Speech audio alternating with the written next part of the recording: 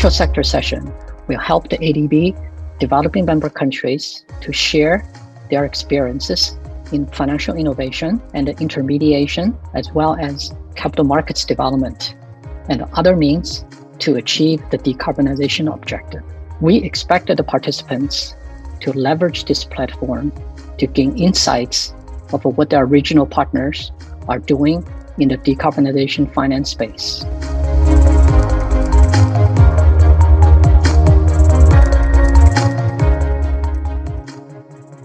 Financing is very important for decarbonization. There are numerous studies which pointed out to the requirement of trillions of dollars needed for decarbonization. So today, we will hear from a group of distinguished speakers and panelists to share their experience and the insights on how we can mobilize financing for decarbonization.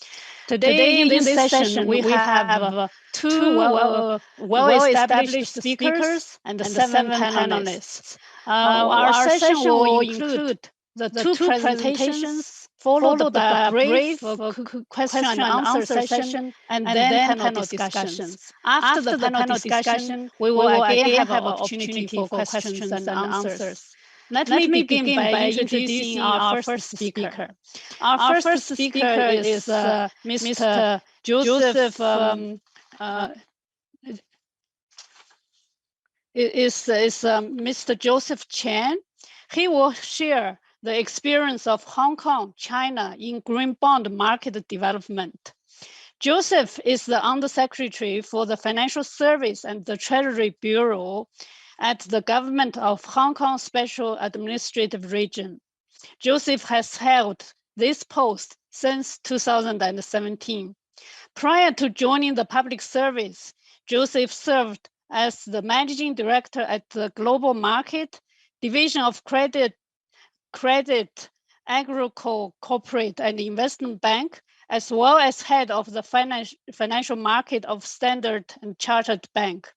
Joseph also held senior roles in several public and professional bodies, including as the Vice President of the Hong Kong Society of Financial Analysts, Director of Hong Kong Security and Investment Institution, among many other roles. So let's hear Joseph's presentation on Hong Kong, China's experience in green bond market development. Joseph, the floor is yours. You have about 10 minutes. Thank you, Emma, and good afternoon, everyone. It's my great pleasure here to spend the next 10 minutes to share with you the experience of Hong Kong, China in developing the green bond markets. And let me pull out the presentation to share with you as well.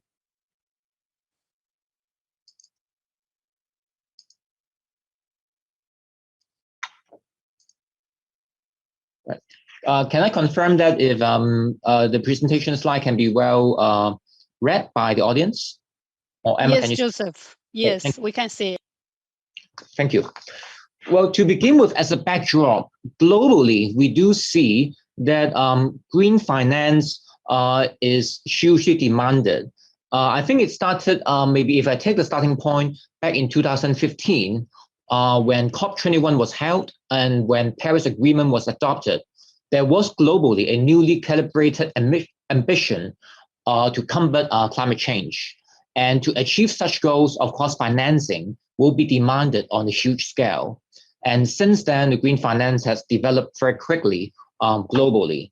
And of course, last year at Glasgow, the COP26, the world leaders reaffirmed such commitment to combat climate change as well. And it's also reflected by the actual numbers, right? If you look at the global green bond market last year, the total volume issued was $517 billion last year. It marked a new global record with a 60% growth from the previous year, and in which actually 1/5 of such green bond issuance was coming from Asia Pacific region. So we can see that today, green finance is no longer a question of if, as it's really demanded and reflected in the market behavior. Green finance is more a question of how and where. Going to our local situation, also we see accelerating demand for green finance. For mainland China, we have made the commitment that before 2030, we'll strive to reach the peak of carbon dioxide emissions. Whereas for mainland China, we're striving to reach carbon neutrality by 2060. And then locally in Hong Kong, by 2035, we would like to reduce Hong Kong's carbon emission by 50%, and we strive to achieve carbon neutrality in Hong Kong by 2050. And in order to achieve these goals in Hong Kong locally, in the next 15 to 20 years, the Hong Kong SR government will be investing 240 billion Hong Kong dollars to support a series of actions to combat climate change. In order to develop green finance, of course, we need different conditions for a place to develop it. And I think Hong Kong, as Asia's leading international financial center, is well positioned to achieve that. Well, of course, on one hand, Hong Kong lead the league tables across different sectors, including bonds, equities, asset management, insurance, so on and so forth. In terms of our core competitiveness, Hong Kong offers free flow of capital and free flow of information. We adopt a common law system with independent judiciary. We have a transparent and low tax regime, and we have a rich pool of professionals and robust infrastructure support. And in fact, we ranked number 3 in the world and number 1 in Asia under the Global Financial Centers Index. Its latest edition was published last month, and we continue to rank number 1 in Asia. So we're well positioned to develop Hong Kong as a green and sustainable finance hub in the region. And of course, apart from the background, the government support is also very important. And that's why the government and our regulators have rolled out a series of measures to develop sustainable finance that I'm going to share with you. In order to lead by example in green bond issuance, the Hong Kong SR government set up and launched the government green bond program back in 2018. The sums borrowed under this program will be credited to the Capital Works Reserve Fund for green projects. And this green bond program is a separate program, independent from the other existing government program established back in 2009. In order to offer transparency and accountability, right? Under this program, we issue green bond reports on an annual basis. The first report was published on August 2020, and the second report was issued in August 2021. So we will continue to issue it on an annual basis. And in order to allow us more room for more issuance, involve more currencies, project types, and issuance channels, last year, we actually doubled the borrowing ceiling of this government green bond program to 200 billion Hong Kong dollars. And we do see that this government green bond program is very useful and important to provide benchmark pricing for the markets and encourage issuers and investors to use Hong Kong's platform for the green finance development. On this slide, you can see, actually, under this program, we have issued green bonds across 3 batches. One in May 2019. Last year, we issued 2 batches. Actually, among these batches, we have issued different type of currencies, including US dollars, euros, and renminbi. It hasn't stated on this table, but it also covers a wide range of tenors, from 3, 5, 10-year tenor to 20 and 30-year tenor as well. And so far, we have issued over $7 billion worth of green bonds across different currencies and tenors under this program. They're all very well received with multiple oversubscriptions on every single batch. And as I mentioned earlier on, the proceeds from this program is to finance the green projects under our Capital Works Reserve Funds. So basically, they cover different types of projects, including waste management and resources recovery, green buildings, water and wastewater management, as well as energy efficiency and conservation. And so far, 14 projects have been financed by these proceeds. And looking forward, we will continue to issue more green bonds under this program to achieve this purpose. For this financial year, we plan to issue green bonds totaling $4.5 billion or equivalents. In addition to that, while the past issuances were all for institutional investors, this year, we're going to issue the first retail green bond so that the local public here can also participate in the development of green finance. And the target issue size of this retail green bond will be 15 to 20 billion Hong Kong dollars, subject to market condition. And the subscription period will be April 26 to the 6th of May this year. So it's coming very soon. Well, in addition to leading by example with issuing government green bond, we also encourage the industry by setting up the Green and Sustainable Finance Grant Scheme. This scheme was launched in May last year to provide subsidy for eligible bond issuers and loan borrowers to cover the expenses on bond issuance and external review services. And this scheme would last for 3 years. As at the end of February, we have already approved 50 applications. In fact, as of today, I understand that we have already approved over 60 applications already. So this program is very well received by the market. Well, here are the details of the bond issuance cost covered and the external review cost covered that I'm not going to read them out loud. But since this program has been well received by the industry, and also the fact that we want to encourage more enterprises to participate in green finance through and encourage them. So we have recently lowered the minimum loan size threshold from 200 million to 100 million Hong Kong dollars in respect of each application for subsidies in early March this year. So you can see that apart from issuing government green bonds, we also use subsidy grant scheme to encourage the private sector to participate in green finance. Well, when it comes into green finance or promoting sustainability, it's more than simply bond issuance or issuing financial products. So across different financial regulators in Hong Kong, including the Hong Kong Monetary Authority, the Securities and Futures Commission, Hong Kong Stock Exchange, the Mandatory Provident Fund Scheme Authority, Insurance Authority, as well as the two policy bureaus of the administration, i.e. Financial Services and the Treasury Bureau, which is where I belong to, and also the Environment Bureau. We have formed a cross-agency steering group back in May 2020 in order to coordinate the management of climate and environmental risks to the financial sector, and also to help accelerate the growth of green and sustainable finance in Hong Kong and to support the government's climate strategies. Well, in July last year, this steering group announced its priorities to focus on different items, including climate-related disclosures and sustainability reporting, that including about how to incorporate TCFD elements, the task force on climate financial disclosure into our local regulations, as well as how to adopt the common ground taxonomy developed by IPSF. The priority also includes carbon market opportunities in terms of looking into how to develop Hong Kong as a regional carbon trading center. And it's also priorities also involve the launch of the new Center for Green and Sustainable Finance, which is very important because capacity building in terms of information flow, in terms of human capital is also very important as well.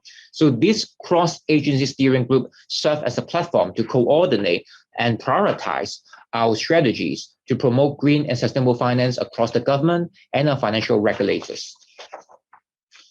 Talking about capacity building, one thing I would like to highlight is that when it comes into finance, talents are crucial to the development in this industry. And that's why in the budget announced by our financial secretary a couple of months ago, it was announced that we plan to launch a 3-year pilot Green and Sustainable Finance Capacity Building Support Scheme. And under this scheme, subsidies will be provided for practitioners in the financial and other relevant sectors to participate in green and sustainable finance training and obtain relevant professional qualifications so as to encourage them to enroll into such training. And in that, it can help build up more human capital for the green and sustainable finance development in the future. And of course, as I mentioned at the outset, right, Hong Kong is the leading international financial center in Asia, and we are also the international financial center of China. And that's why with the policy support from the central government, also we have the benefit of participating in different national strategies, including number one, the Guangdong, Hong Kong, Macau Greater Bay Area, in which different documents, including the outline development plan for the GBA promulgated in 2019, and also the opinion on providing financial support for the development of the Greater Bay Area announced in May last year. They supported Hong Kong development as a green finance center for the Greater Bay Area and support the mainland enterprises to make use of Hong Kong for issuing green financial products and also use our green finance certification services. And under the Belt and Road initiatives, there was agreement signed between the Hong Kong SL government and the National Development and Reform Commission on advancing Hong Kong's full participation in and contribution to the Belt and Road initiatives. And as you know, under the Belt and Road initiatives, there will be a lot of infrastructure projects to be developed, and a lot of those will be green projects. So that can make use of Hong Kong's platform to issue the green bonds or green loans to finance the projects. And also given the fact that Hong Kong is the biggest offshore renminbi center in the world, all these financing activities could also make use of our offshore renminbi capability as well. Well, in the last page, I would like to share with you where we stand at the moment in terms of the landscape and scale of the green bond market in Hong Kong. If we look at the figures, last year, 2021, the volume of green and sustainable bonds arranged in Hong Kong amounted to $31.3 billion US. This figure is about 4 times of the previous year. So it's huge growth that we have observed. And also the Hong Kong figure in 2021 accounts for 1/3 of the Asian green and sustainable bond market as well.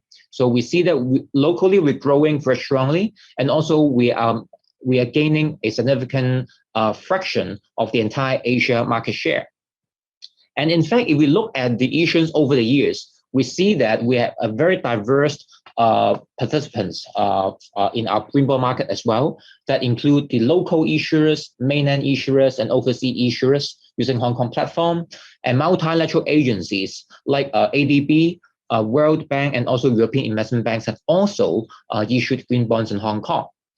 And as I mentioned early on, the development of green finance and the green economy in mainland is also a big factor in our development. And we have also seen notable deals from the mainland issuers. We see globally, the first ever Guangdong, Hong Kong, Macau Greater Bay Area themed green bond was issued in Hong Kong. And then last year, the Shanton Municipal People's Government Bond issued in Hong Kong was actually the first ever mainland municipal government issued bond outside the mainland, and they picked Hong Kong as the destination. And that tranche includes a green bond as well. So we see progress in that aspect. And of course, in terms of green finance development in the long run, it's more than just traditional bonds, green bonds. In fact, globally, the first real estate sector's green convertible bond was issued out in Hong Kong. And also in Asia, the first green retail certificate of deposit was issued in Hong Kong as well. So we are also pioneering the wider range of green debt instruments in Hong Kong and in Asia in general. So I hope with this sharing, you can see our commitment and also our approaches and our policies in promoting green finance in Hong Kong. And definitely, we will continue to work very closely with the financial sector and the stakeholders in Asia and also within ADB to promote the green sustainability in Hong Kong and in Asia in general. Thank you very much.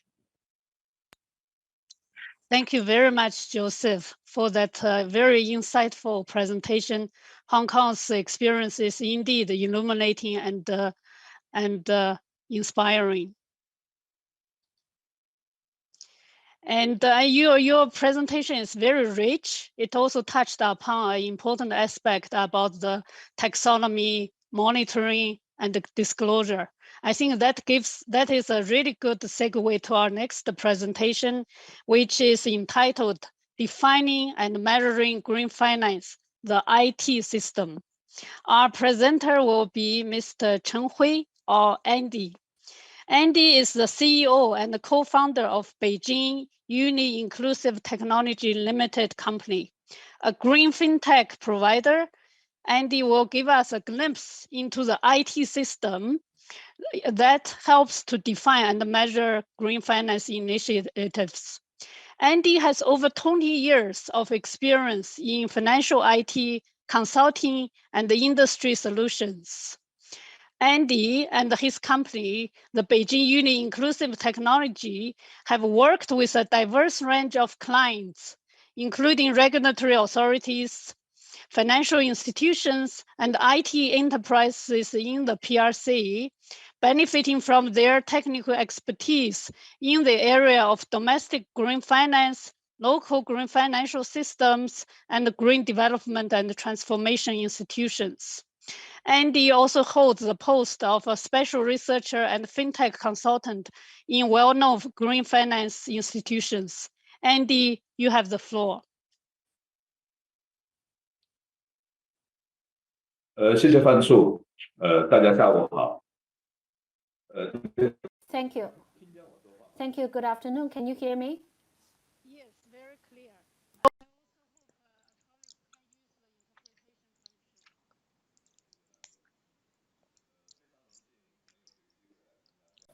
It's a great honor to have this opportunity to join this meeting.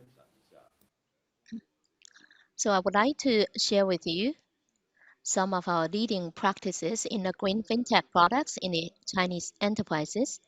So I'm going to talk about two parts in my presentation. First of all, we are going to briefly talk about the evolution of green finance in China. So I'll talk about some policy development and directions. And secondly, we'll talk about the green fintech services and products. So in terms of the background, green development, low carbon development have become actually important topic, and the landmark is actually this Paris Agreement. And then in China, we see that in 2015, China started to conduct the work on these green development. And a typical practice is that in September 2020, President Xi Jinping, during his UN General Assembly address, declared that China will actually achieve carbon peaking before 2030 and carbon neutrality before 2060. And multiple research institutes conducted the work and analysis. If we want to achieve these dual carbon goals, in terms of the green and low carbon investment, it will reach the 100 trillion RMB. So let me briefly talk about the general context. So under this context of the announcement of the dual carbon goals by President Xi in 2020, last year, China's regulators, financial regulators in particular, have issued relevant standards on low carbon and carbon emission reduction. There are also some policies and incentives. So last year, PBOC issued the Environmental Information Disclosure Guideline for financial institutions. In this guideline, it requires that the financial institutions need to disclose their information on the environmental impact of the investment and financing activities. And then PBOC Research Bureau also released the technical guideline on the carbon accounting. So this guides the financial institutions to conduct the work on the accounting of carbon emissions and emission reductions. In November last year, PBOC set up and also released some monetary policy, which is carbon reduction facilities to guide banks finance to support the clean energy and environmentally friendly technologies and also green technologies. So that basically would mobilize more social capital to engage in the emission reduction. So here, under this scenario, in terms of the green finance, we can see that there's very efficient and effective products that can be provided on the green finance. And the first product and that we can use is to make use of the AI and big data. And we can actually combine multiple standards. For example, in China, NDRC has issued these catalog, and PBOC as well as CBIRC and National Bureau of Statistics have issued some catalogs and some policies and standards related to the green development. And internationally, some commercial banks are also adopting some international standards. For example, the EU taxonomy. And in some economic reform regions, there are also some local standards. Well, so if we set up such a intelligent identification system to measure against multiple standards using the AI and big data, we can actually assess the financial assets against multiple standards and incorporate all the different standards into the system. And this is a very convenient service. So this is an example about how this automatic green identification service is delivered. Here you can see, well, if you have a project information here, and then this project belongs to one category in terms of the industry category, industry classification, and then we can assess this project on the basis of multiple standards. And after you identify the project to be green project, then according to the CBIRC's calculation methods, the CBIRC has some guidelines about the calculation methods of the carbon emission reduction for green projects. And then here, basically, we can support 11 categories of projects: clean energy and energy conservation, environmental protection. And these are the two sectors that are very relevant to the carbon emission reduction. So here in China, you can see we have incorporated altogether 118 professional models into our calculation methods. And through the parameters and the models as well as the factors, we can derive 11 indicators results that includes energy conservation and, for example, reduction of NOx and etc. So these are the results that we can derive from the system. And then another example, this is a combined heat and power generation project. So this is CHP. And here you can see, according to the project's annual report, we look at their output, the annual output, and all this different information. And then eventually, we can estimate the energy conservation volume and the corresponding savings in the CO2 and SO2. And then thirdly, very importantly,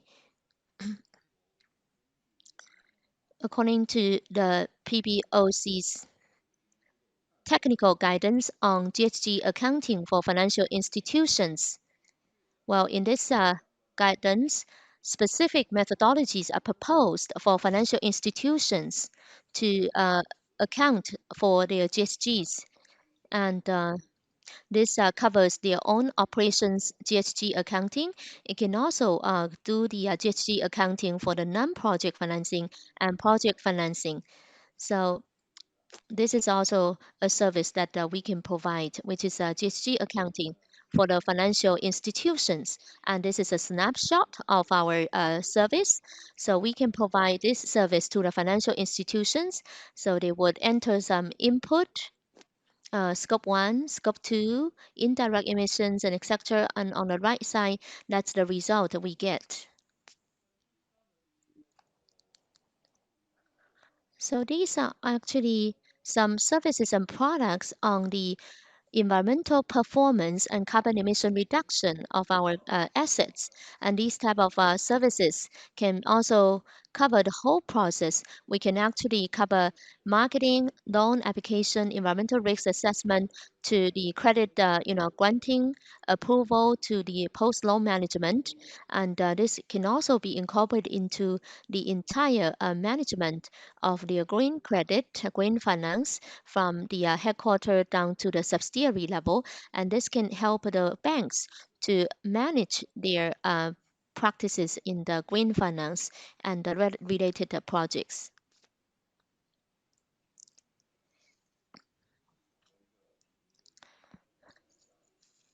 Well, actually, this is the IT architecture, and I will not go into the details. And here, by building these some professional systems for the banks, we can provide these professional services to the financial institutions, and we can also use a cloud-based platform to deliver the services, and this can reduce the actually cost. And lastly, I want to talk about two systems, and this is the visualized demonstration of the system. The first one is the green finance management system. And here, from this dashboard, you can see that it covers different assets, credit and green notes, and also green bonds. And there are statistics about these different categories of the assets. And here, they can demonstrate the environmental benefits of these financial assets. And it can also demonstrate the carbon emission reduction of these financial assets. And then for this page, this is actually a financial institution's GHG accounting system. And here it gives you clear information about the carbon footprint and also the performance of low carbon operations and etc. So in the interest of time, I just briefly talk about this. And these products and services. Right now, we are serving more than 20 financial institutions in China and also some local government. These services can help our clients to identify the carbon emission projects efficiently and accurately and rapidly account these GHGs and also calculate the emission reductions. And this can help financial institutions to catalyze more capital, private capital, as well as the PBOC's public capital to invest in the emission reduction. Okay, so much from me, and thank you. And I would like to thank the moderator. I thank the organizer for inviting me here, and I also wish this meeting a complete success. Lightning presentation. We see what gets measured gets done. So clearly, this IT system is extremely important enabler. So thank you very much. We will have time for perhaps 2 questions, but before that, we will pause to take a group photo. Over to you, Akiko. Thank you, Emma. So all the presenters and panelists, would you please turn on your video?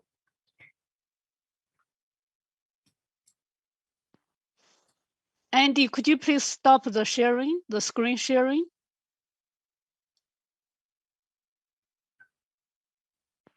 辉总，您能把您的那个分享好，谢谢。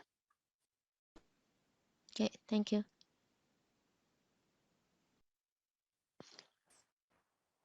Colleagues, please switch on your video. Andy and 抱歉， yes. 我的分享已经不是，辉总，你开一下那。 I stopped the sharing already, and 对，我说我的分享已经关掉。And then turn on your video. Yes. Thank you. Please smile, everyone.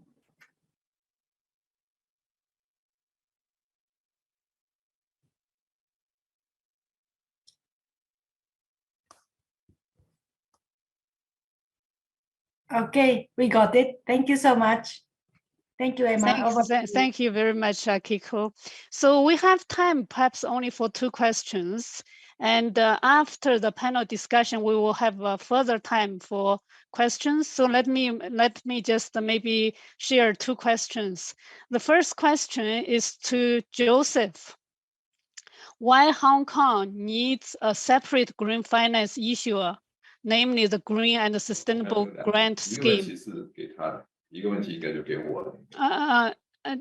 辉总，您先把那个什么，您先把您的麦克关掉一下好吗？ Yeah. So this is to Joseph. Why Hong Kong needs a separate green finance issuer, namely the Green and Sustainable Grant Scheme, from other national soft loan issuers for development.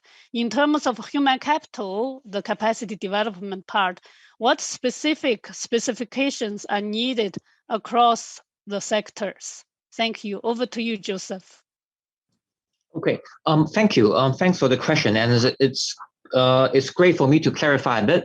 The Green and Sustainable Finance Grant Scheme, it is not an issuer per se, it's a subsidy scheme, right? So basically, for any eligible bond issuers or loan borrowers who want to issue green bonds or also want to issue green loans, then when they do that in Hong Kong, we will offer them a subsidy to help subsidize their bond issuance costs or maybe also the external review costs. So by doing so, right, we lessen the cost of issuing green bonds or green loans in Hong Kong. And by doing so, we encourage more issuers come to Hong Kong and use our platform to issue their green debt instruments. And as I mentioned early on, I think as of today, we have over 60 applications approved under the grant scheme already. And under them, there is some issuers locally or maybe from mainland and from other places as well. So this is a scheme to encourage issuers to use Hong Kong to issue green finance instruments. In terms of talents, if I can take a step back, as you might recall from our first slide, right, the global green bond market is developed very quickly. So one can imagine if you're looking for someone who, let's say, have 3 or 5 years experience in green finance, it's very difficult because 3-5 years ago, the green finance market was very small. So in addition to relying on the organic growth of human capital within green finance, we see that it's very important. We give them a push externally to give them more resources to groom green finance talents. So that's why in terms of capacity building, we have that Planet Green and Sustainable Finance Capacity Building Support Scheme, where we offer subsidies to encourage people to take more green finance training. And I want to highlight that apart from that, also we reckon Hong Kong as an international financial center, we need more talents from overseas as well.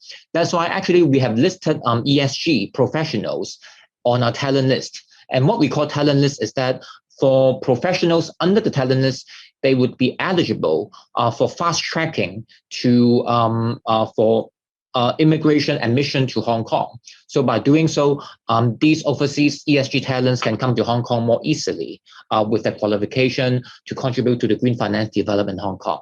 So we do see that the development of the business is hand in hand with the availability of talent. And that's why we have these measures to groom more human capital in this aspect. Thank you. Thank you very much, Joseph, for that great response. You know, it's about the incentives, it's about the economies of scale. And I'm really struck by what you said. We can't require people to have 3 to 5 years. Often in the CVs, we ask for 10 years of experience. So we should be very adaptive. Thank you very much. And our next question is to Andy. Andy, what can people do to participate in the green finance IT scheme, I suppose? How can they access this IT scheme? Are there opportunities for crowdfunding or other than investing in the capital market? I think probably the first part of the question is more relevant to your presentation. So let's focus on the first part of the question. How can people have access, use this IT system you mentioned? Thank you. Is somebody translating for you? Yes, well, for our system, Currently, we are using it in the Chinese mainland, and at the beginning of the product design and development, we also thought about supporting these other countries such as Southeast Asia and also South Asia. So we do have the bilingual version in English and Chinese. So if you have any demands for this, maybe I spoke too fast. So in my PowerPoint, I do have contact information, but I didn't get to show it to you. But you can go to the website of my company, and we can build the contact. Okay. So maybe I didn't fully understand the essence of the question, but English and Chinese. It's an IT system. If people want to use it, I suggest they can also get in touch with you and your company. So in the interest of time, let's also now move to the panel discussion. For this discussion, we have 7 distinguished panelists representing views from 3 perspectives, from the private sector, regional perspectives, and from ADB. So let me first introduce our first panelist. Our first panelist is Zhang Hongqi, or Michael. Michael is from the private sector. He has over 20 years of global banking and finance experience. Currently, Michael is the vice chairperson and managing director of investment banking of Deutsche Bank in the People's Republic of China. Michael also leads Deutsche Bank's initiatives in the renewable sector. Prior to that, he worked at Barclays Capital Asia for 13 years and was a key member of the bank's clean tech effort. So, Michael, taking advantage of your very rich private sector experience and expertise, our question to you is, could you please share your views on how private sector finance can support decarbonization in the PRC and elsewhere? If you could also switch on your camera, that would be great. Yeah, thank you, Emma. Climate change is a big challenge for humankind. All countries need to take action together. China has a unique experience in this area. As Andy Chen just mentioned, China has set out clear climate goals known as 30-60, which is carbon peaking in 2030 and carbon neutral in 2060. These are very ambitious goals and require relentless efforts. Total investment will be in the amount of trillions of dollars for many years. Fortunately, China has a vibrant private sector, which has a lot of capital to deploy, can play a big role in financing decarbonization, and has actually been doing so in the last 10 to 15 years. So for investors, they see a great investment proposition that is driven by a big market, policy support, innovation, and entrepreneurial spirit. As green startups grow from small to big, investors are ready to put in different types of capital, from angel money to venture capital to private equity, and eventually public equity from an IPO listing. Investors have done very well by doing good. Electric vehicle is a very good example. Private sector has bet big on EV in China. That's a very smart move. China is the largest auto market in the world. Chinese government is a big advocate of EV cars. So the auto landscape is transitioning from gasoline to electric. Multinational car companies used to dominate the Chinese market. In recent years, however, a number of local EV companies have sprung up. They are financed by private sector investments, both international and local, and they are quickly gaining market share. Some of them have even started to export to overseas markets. The world today is very different from last year. Capital markets are down and volatile. The Fed is aggressively tapering and raising interest rates. There are also more geopolitical tensions, more decoupling, and more trading barriers. So all these headwinds are bad for investments from the private sector in the near term. However, I'm still hopeful that international cooperation will continue in the fight against climate change, and private sector will remain an integral part of the decarbonization transformation. So that concludes my comments. Thank you very much, Michael, for your very insightful points. I think what you said, investors have done well by doing good, is a very important point. Often we feel that there are trade-offs between doing good and doing well. So thank you very much. Now let's move to the questions for our second group of panelists. This group of panelists will share their perspectives from different countries and region so that they represent the regional perspectives. We have 3 distinguished panelists in this group. Let me introduce them here. The first one is Mr. Iskandar Abdullayev. He is the Deputy Director 2 at the Central Asia Regional Economic Cooperation Institute, or CAREC Institute. Iskandar has over 25 years of experience in water and environmental management in Central Asia. Prior to joining the CAREC Institute, he was the Executive Director of the Regional Environmental Center for Central Asia. Iskandar was also Regional Advisor for the Burning Initiative on Transboundary Water Management in Central Asia at the German Society for International Cooperation. Iskandar, over to you.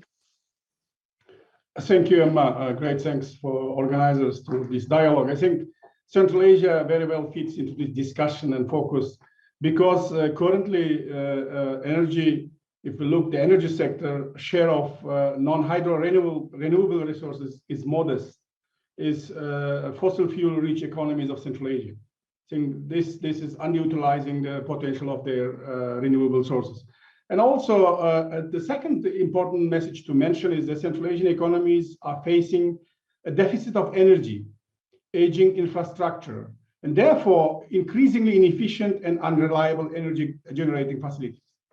These are all preconditions to adding new capacities from enormous energy potential of all kinds, including renewable energy sources. This will improve reliability and also help to cover the energy demand in the future. But however, I think this region is very, very diverse economically and also naturally. We have some energy-rich countries which are already increasingly active in developing new renewable energy sources. Look to Kazakhstan, look to Uzbekistan and Turkmenistan. They are gradually developing standard principles and practices such as electricity market deregulation and adoption of specific legislation related to this area. However, energy-poor countries, which depend mainly from the imports, are not financially equipped and mainly target the international grants and external financing for their energy sector development. Central Asian nations or CAREC region have a choice between enhanced marketization of energy and improving the energy efficiency. But these two options could be applied very carefully. For example, marketization approach, which colleagues have been presenting today there in keynote speeches, are more suitable for the economies with a relatively developed energy sector, with necessary market institutions in place and also regulations. At the same time, development approach, we call it, are more suitable for the national governments which needs developed market So they need the more external support, expertise to overcome their major institutional and structural inefficiencies in the national economy. Energy sector, meanwhile, addressing the most essential development needs, enhancement of, for example, small-scale hydropower plants, solar, wind, and other renewables could be on the pilot testing for these developing countries. I would say also that coming back to the topic of our discussion, there is a need for regional cooperation in this region. That should target, first of all, technical, financial, and other forms of coordinated activity, which must be directed to the rehabilitation of existing and construction of new intra and intra-regional energy generating facilities and infrastructure. There are many examples we were discussing within ADB also.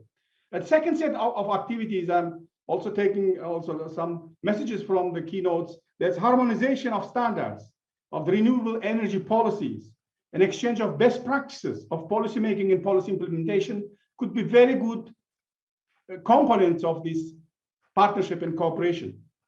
All countries in this region are considering very large range of adaptation measures.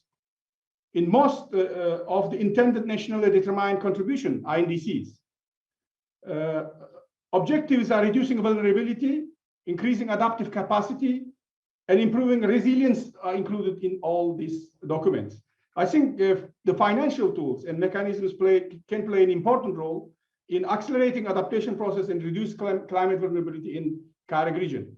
I think I should stop here. If I will have any questions, I will pick up and will be very happy to address. Thank you. Thank you very much, Iskandar, for the very helpful sharing of the perspective for the CAREG region. And you mentioned about the importance of regional cooperation. We are all in this together. And you also mentioned about the importance of standards and so forth, which further requires the collaboration and the sharing among countries.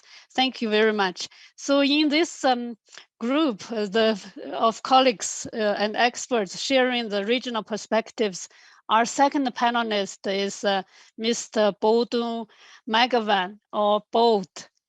Bod is, so let me introduce him, and I also ask a question to Bod. So Bod is the CEO of the Mongolia Green Finance Corporation, a wholesale lending institution to fund green loans. During his career, Bod served various executive level positions in the public and private sector financial institutions, including as the deputy governor of the Bank of Mongolia, which is the Central Bank of Mongolia from 1996 to 2000. Bod was also the chief executive officer and president of ZACBAC from 2005 to 2019.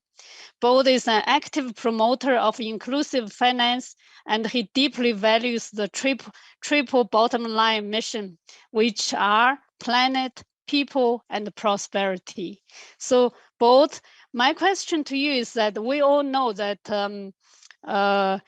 coal plays a very important role in the Mongolia economy, and especially in the export sector.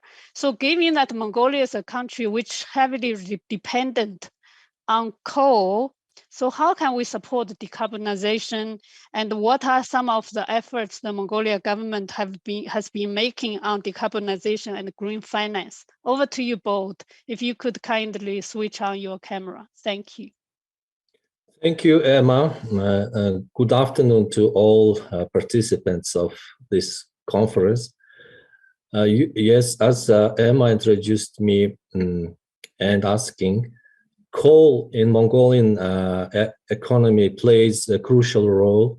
It shares 30% of Mongolia's export, depending on price fluctuations, and it constitutes around 15 to 20% of government budget revenue, and it's one of the largest employers in mineral industry. And there is a peculiar situation with decarbonization in Mongolia to reduce dependence on coal, but at the same time stay warm especially in wintertime. In country context, Mongolia is one of the coldest countries in the world. Capital of Mongolia is coldest capital in the world. When winter temperature drops 30 to 40% below zero. So there is a dilemma, big dilemma, how to get rid of coal and switch to alternative energy resources. So that's why government has a green development policy or green revival policy approved recently to step-by-step switch to wind, sun, and hydro power energy. Right now, around 10% of Mongolia's electricity comes from renewable energy. By 2030, government is trying to double production of electricity from these renewable energy sources. And 2 years ago, Mongolia has established Green Finance Corporation, which is a kind of a financial innovation institution to support financing of green projects in Mongolia through public-private partnership, supported by international funders like Green Climate Fund. This corporation was approved by Green Climate Fund 2 years ago. Green Climate Fund is trying to help Mongolia to set up this new financial institution through equity investment, also through debt and grant financing. And this institution is targeting energy efficient solutions, businesses in Mongolia. So primary focus is to save energy, increase efficiency of energy usage, this way to contribute to reduction of carbon emissions in Mongolia. And thank you for your attention. Thank you very much, both. Indeed, we need to pursue clean energy. We also need to ensure well-being and of people. So I am currently in Mongolia. Indeed, as you mentioned, even in May, it's still quite a cold place. But the government has foresight to pursue clean energy because it is something both to diversify the source and also to follow the trend of globally. Thank you very much. So our final panelist in this regional group is Ms. Manika Sampranon. She is the Director of Policy and Strategy Section of the Department of Alternative Energy Development and Efficiency at the Ministry of Energy, Thailand. Prior to this, Manika worked for 7 years as the Director of the Energy Cooperation Section of the same department. She is currently also the Vice Chair of the APEC Expert Group on New and Renewable Energy Technologies. Manika has been actively working on renewable energy and energy efficiency policies and strategies to help Thailand achieve its carbon neutrality target by 2050. So Manika, can you please share with us Thailand's experience on renewable energy and energy efficiency? Over to you, please. So thank you. Thank you, Emma. So first of all, I would like to thank ADB for inviting me to share with all of you about Thailand's pathway decarbonization, especially financing measures. So as you may know that Thailand's Prime Minister has set up climate action at the top priority at the present Thailand active efforts. So that at the COP26, the Prime Minister has stated that Thailand is moving towards a low carbon economy with a goal of achieving carbon neutrality by 2050 and net zero emission in 2065. So with that, for the Ministry of Energy, where I work, we have set up the concept of National Energy Plan 2072 harmonized with the national policy on carbonization. So with the Ministry of Energy, we have 4D1E policy. 4D1E is that So the 41D is including the digitalization, decentralization, decarbonization, and also deregulation. And 1E is electrification. So this is the main that we try to move the innovation and also try to improve the regulation to is ready for the disruptive technology. So let me give some example what we are doing what we are doing right now in Thailand. The first program that we do is we call Community Power Plant for Local Economy. This the program is initial in year 2019. So this one is we try to this scheme to allow the private sector to co-invest with the community in renewable energy power plants. The initial bid round for about 150 megawatts to be produced in equal amounts from biomass and biogas resources. Biomass power plants under the scheme cannot be larger than 6 megawatts, and biogas plants must not exceed 3 megawatts. This one is that have to be like the memorandum between the private sector and the community. So the community, they can have like the ownership in this project is around 10%. So this is some kind we try to have the scheme that to promote renewable energy around the country. So at the present right now the announcement of the 43 bid in relation to Thailand energy for all energy for all in this scheme is a positive move forward. Thailand commitment to move from fossil fuel energy source to renewable energy. So with the goal of 30% of total power productions being from renewable energy.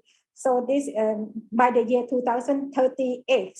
So this addition, the launch of this pilot project is 150 megawatt. We will continue to work until in the future until 10 years. We expect that we will have 1,000 megawatt. So this is just some example. Is it okay? Because I still have the other opinion to share, but I will come back later. Thank you. Thank you very much, Manika. That's very, very informative and helpful. We can come back later. I think what you have said, really, the governments proactively embrace disruptive technologies to push the country's clean energy efficiency drive forward. Very impressive. Thank you very much. So now we will move to our third group of panelists who are our ADB colleagues. Again, here we have 3 colleagues in this panel. For the benefits of time, I will just introduce them briefly together, and then we go to the questions. Our first panelist in this group is Joshua Lin. Josh is a climate change specialist focusing on climate finance at the ADB's Climate Change, Sustainable Development and Climate Change Development Department, or SDCC. Josh joined ADB in April 2020 as the fund manager of the Asia Pacific Climate Finance Fund, or ACLIF. He has experience working on disaster risk financing, financial inclusion, and other topics through his roles at the World Food Programme, Mercy Corps, World Bank, and the International Labour Organization. Okay, so our second panelist is Anqian Huang. Anqian is a senior financial sector specialist at the Public Management, Financial Sector, and Regional Cooperation Division at the East Asia Department of ADB. Prior to this role, Anqian worked at ADB's South Asia Department, where he covered diverse range of financial sector operations.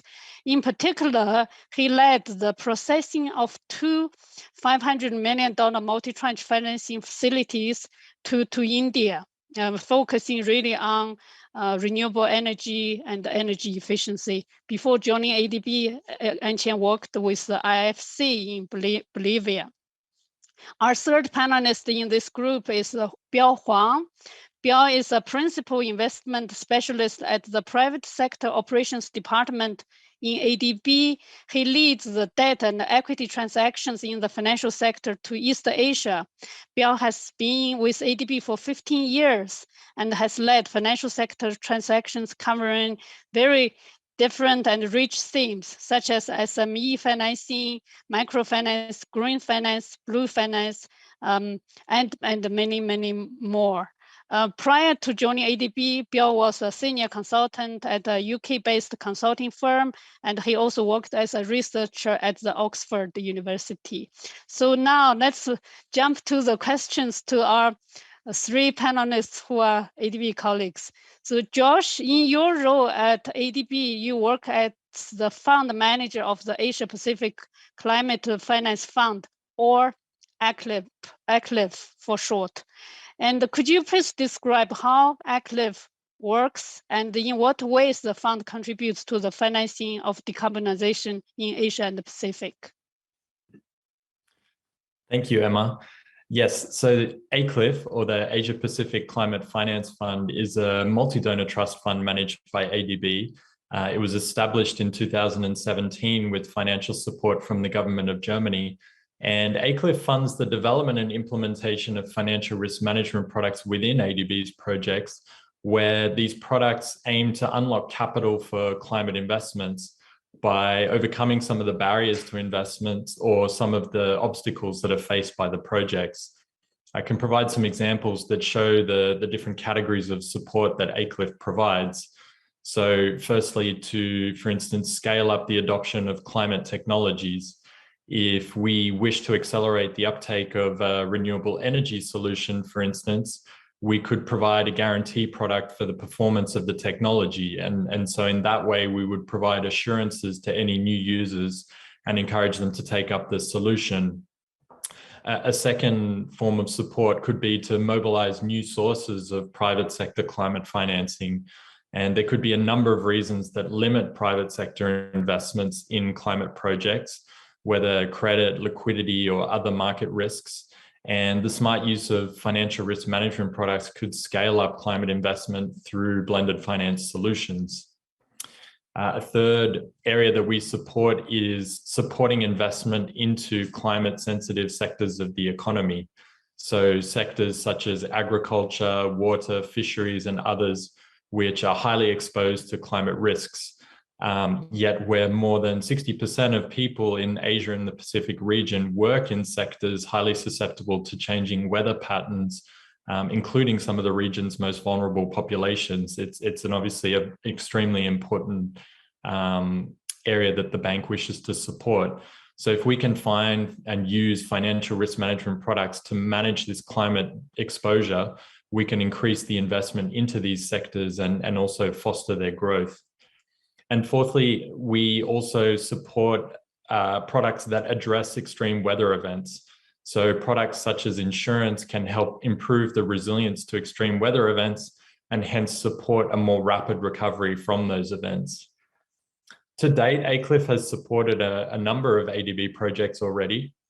This ranges from renewable energy projects in Uzbekistan and the Pacific Islands, projects to incentivize green lending in Kazakhstan, supporting startups that use technology for climate solutions, and disaster insurance solutions for city governments and small businesses in a couple of different countries, amongst some other projects. And we're quite excited that we have a number of further applications that are currently under review by the fund.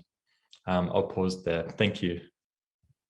Thank you very much, Josh. ACLIF is indeed a very important tool for de-risking, crowding in, focusing on sensitive sectors, and then really mobilize support for innovative products. So thank you very much.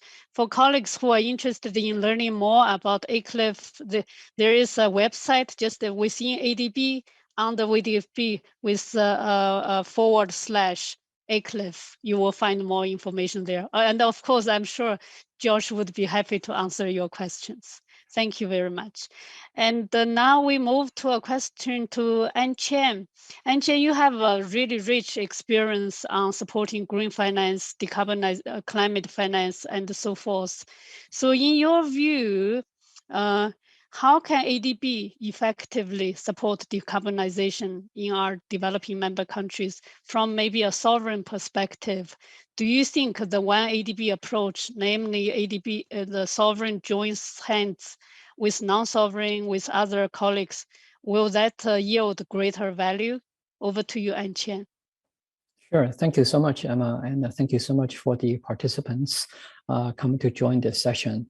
Well, from the PRC's perspective, as it is the world's largest manufacturer, China has really become the world's largest emitter of carbon as well. Therefore, supporting decarbonization is really front and center in the ADB country partnership strategy with the PRC to promote high quality growth. And the ADB sovereign window has a relatively longer tenor and a uniformed pricing structure. With such a additionality, the ADB sovereign operation would be able to support the decarbonization initiative. So for example, in 2020, we have provided a 200 million sovereign loans to Bank of Xintai, which is a city commercial bank in Hebei province of China. We leveraged this project to promote green finance. And we introduced international best practices, such as in green finance taxonomy, in ESG, in other words, it's environmental, social, and governance framework. And we also supported a project environment impact assessment and also information disclosure. The Bank of Xintai project became among the first for the PRC for a city commercial bank to adopt the European Union Sustainable Finance Taxonomy. And in summary, that we have really significantly elevated the institutional capacities of a second to a third tier commercial bank in the PRC to really an international standards to promote decarbonization efforts. The second example is back in 2019, we have provided a 100 million sovereign loans to Shanton province, which is a coastal economic powerhouse for the establishment of we call a Shanton Green Development Fund. And this is to help the region better transition to a low carbon economy. And in 2021, we have received an additional 100 million approval from it's called the Green Climate Fund, or GCF, which is established within the framework of the UNFCCC, which is a climate financing mechanism of the United Nations. And the project adopted the GCF's taxonomy, and which is also a international benchmark. So we have really worked on these PRC financial institutions to not only to promote the green finance and decarbonization, but also we bring up the overall initiative to the international best practices. And currently we are also developing similar interventions. It is a difficult process, but we try to identify opportunities in other parts of the PRC economy to promote the decarbonization, such as through knowledge development, knowledge sharing, knowledge dissemination, policy dialogue, global collaboration, just like this one, and also business development. And we are looking into the areas of, for example, carbon transition, such as in hydrogen power, carbon capture and storage, and the transformations of the existing high energy intensity operations to more efficient ones. And due to these potential market bankability, such work could really be better collaborated with the ADB private sector group. And this one ADB approach that combine the sovereign and the non-sovereign operation is critical to combine the sovereign side of the policy level and the sector expertise with the private sector side of the market and the transaction experiences. Thank you so much. Thank you very much, An-Chien. Clearly, you have really convincingly, based on your practical experience, outlined how valuable the support from an organization like ADB can be. It's not just about finance, it's about the international best practice, institutional development, lifting the game to the next level. Thank you very much. So now finally to Biao, my question to you is similar, really, but more for you from the non-sovereign perspective. How can ADB effectively support the decarbonization effort? And also from your perspective, does the one ADB approach yield value? Over to you, Biao. Thank you, Emma. And ADB's private sector operation department has been actively supporting PRC's decarbonization effort over the past 10 years. And we work directly in the infrastructure finance sector, but we also work through a wide range of financial institutions and supporting decarbonization through green transport. ADB has provided a total of $550 million to 5 leasing companies for green bus leasing. So it's the supporting green transport. We work on solar energy financing. We have work on wastewater treatment. But in last year, actually, we have started to also collaborate with the East Asia, the regional department, and under this one ADB approach, to support green finance and energy efficiency improvement for MSMEs. And both projects has been approved. One is the MSME financing to Bank of Fuzhou. Another is a blue bond finance to Bank of Qingdao. Both has been approved. And to your question that whether we see higher value addition and bigger impact on through this one ADB approach, the answer is yes, definitely. And through this one ADB collaboration, we were able to significantly improve to enhance the ADB's value addition. So, for example, for Bank of Qingdao's project, and through the EARDTA, we have been able to also work with Bank of Qingdao and also the local government to develop a blue finance taxonomy that is not only applicable for Bank of Qingdao, but can be potentially be adopted by other FIs in Shanton province, which will significantly enhance the impact and value addition of this transaction. And there were also through the EARDTA, we can also provide better support and in terms of capacity building, in terms of safeguard, in terms of ESG standard.